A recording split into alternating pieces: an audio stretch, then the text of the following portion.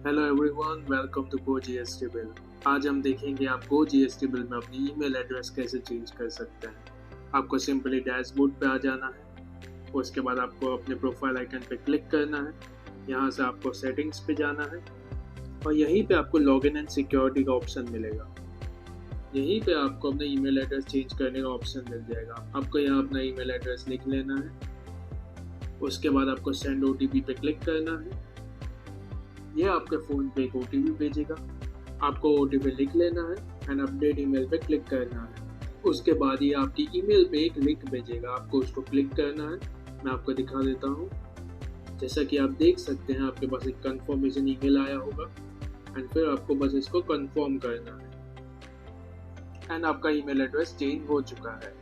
I hope आपको इस video से सब कुछ समझ आ गया होगा, बट अगर आपको कोई डाउट है तो आप हमारी कस्टमर सपोर्ट टीम से बात कर सकते हैं।